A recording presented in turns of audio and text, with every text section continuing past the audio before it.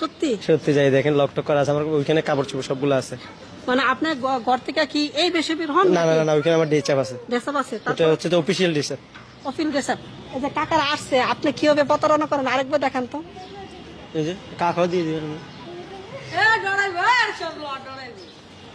এইভাবে আপনি প্রতারণা করেন? কাকা দেখছেন কিভাবে প্রতারণা করে? আচ্ছা যাই হোক, আপনার সাথে কথা বলে ভালো লাগলো। কি নাম আপনার? আমার মধ্যে ইমরান হোসেন বাহার। আপনার যে এই বন্ডামি সকল ফাঁস হয়ে গেছে গা, এখন তো আপনি মানে এই ধরনের প্রতারণা আর করতে পারবেন না। না হয়তোবা আমি প্রতারণা করছি, আমি চাই না বাংলাদেশে কোনো ছেলে প্রতারণা করে আমার মতন বড় লোক হওয়ার স্বপ্ন দেখো না।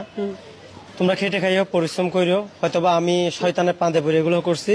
মানে সবাই আমাকে যে আপনি বাড়ি গাড়ি সবকিছু করে ফেলছেন? 3 বছর 3.5 বছর হয়েছে মাত্র। 3-3.5 বছর? মানে ভিক্ষা ব্যবসা এত বড় ব্যবসা? এত বড় ব্যবসায়ী আমার প্রত্যেক মাসে আপনার 70-80-1 লাখ এরকম হইতো। আবার রমজান এমনও গেছে রমজানের মাসে আমার 5 লক্ষ 6 লক্ষ টাকা পর্যন্ত হয়েছে।